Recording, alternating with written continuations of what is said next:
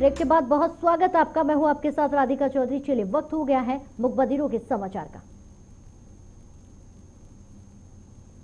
देश में corona virus की दूसरी लहर ने कोहराम मचा रखा है। प्रतिदिन कोरोना के नए मरीजों और कोविड से होने वाली मौतों की संख्या लगातार बढ़ती जा रही है। इसी के साथ चलते हुए स्वास्थ्य प्रणाली चरमरा गई है। देश में पिछले 24 घंटे में रिकॉर्ड 3.52 लाख नए कोरोना मरीज मिले हैं। 2812 से भी ज्यादा लोगों को संक्रमण की वजह से जान चली गई है। यही दुनिया के किसी भी देश में एक दिन में मिले नए कोरोना मरीज और कोविड से होने वाली मौतों की सबसे अधिक संख्या है।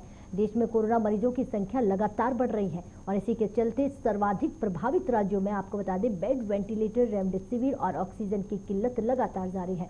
तो वहीं शमशान घाटों पर शव को अंतिम संस्कार के लिए कई घंटों का इंतजार करना पड़ रहा है और कई जगह शमशान घाट पर आपको बता देते चलते पार्कों में भी शव का अंतिम संस्कार किया जा रहा है।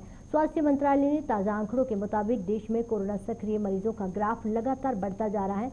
रोजाना के आधार पर दर्ज होने वाले नए कोरोना केसों की तुलना में ठीक होने वाले मरीजों की संख्या बेहद कम है। फिलहाल देश में सक्रिय मामले बढ़कर 28,13,658 पहुंच गई हैं। सक्रिय मामलों की संख्या अमेरिका के बाद सबसे अधिक भारत में है। देश में कोरोना वायरस की बेकाबू रफ्तार कम होने का नाम नहीं ले रही है। इसे रोकने के लिए अलग अलग राज्यों में लॉकडाउन लगाया जा रहा है और उसके लिए गाइडलाइन भी जारी की गई है। कोविड-19 के बढ़ते प्रकोप के बीच उत्तर प्रदेश सरकार ने अब प्रत्येक शनिवार और रविवार को प्रदेश में वीकेंड लॉकडाउन लगाने का फैसला ले लिया। इससे पहले 15 मई तक पूरे प्रदेश में रविवार को साप्ताहिक पूर्ण बंदी और घोषणा की गई थी, जिसमें शनिवार रात 8 बजे, सोमवार सुबह 7 बजे तक 35 घंटे का कोरोना कर्फ्यू लागू करने का आदेश दिया। रात 8 बजे से सुबह 7 बजे तक नाइट कर्फ्यू अभी भी लागू है। दिल्ली में कोरोना संक्रमण के लगाम लगाने के लिए केजरीवाल सरकार ने 3 मई तक के लिए लॉकडाउन बढ़ा दिया गया है। 2 मई सुबह 5 बजे तक लॉकडाउन रहेगा। इसी दौरान सभी मॉल, जिम, स्पा और ऑडिटोरियम, सभी हॉल वगैरह, इंटरनेशनल पार्क बंद रहेंगे। रेस्तरां में जाकर खाने पर पाबंदी होगी। सभी बाजार बंद रहेंगे। कोरोना संक्रमण बचाने के लिए बिहार में 19 अप्रैल से नाइट कर्फ्यू लागू किया गया है। रात्रि 9 बजे से सुबह 5 बजे तक नाइट कर्फ्यू रहेगा और इससे पहले शॉपिंग मॉल, सिनेमाघर, स्टेडियम, संग्रहालय, जिम, धर्मस्थल आदि बंद रहेंगे। इन्हें 15 मई तक बंद कर दिया गया है। राजस्थान में राज्य सरकार ने सोमवार से 15 दिन में लॉकडाउन की घोषणा की है और 3 मई तक लागू रहेगा। राजस्थान में तेजी से बढ़ रहे कोरोना संक्रमण के बीच अशोक गहलोत सरकार ने गाइडलाइन जारी की है और इसके तहत 3 मई तक जन अनुशासन पखवाड़ा होगा।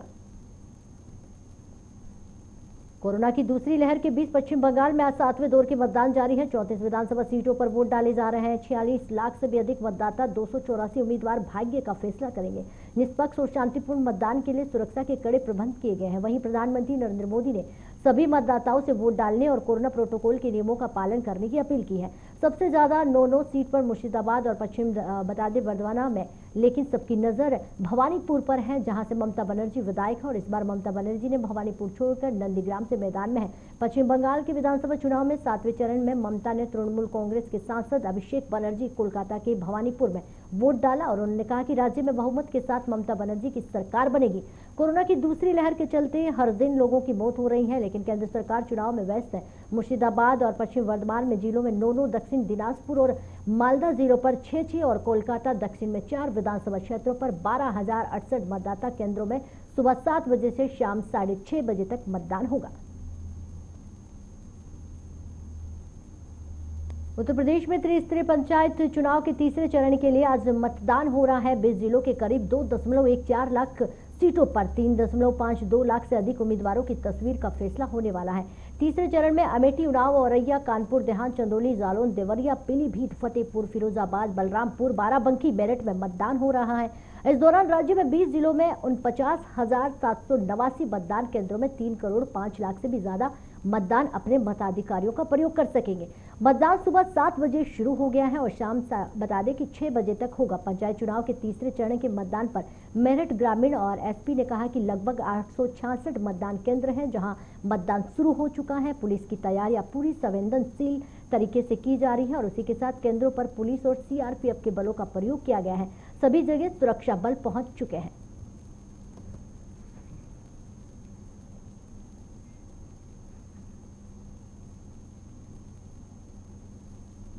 चलिए, मुखबदिरों के समाचार में फिलहाल इतना ही। देश और दुनिया की तमाम खबरों के लिए आप बने रहे हमारे साथ।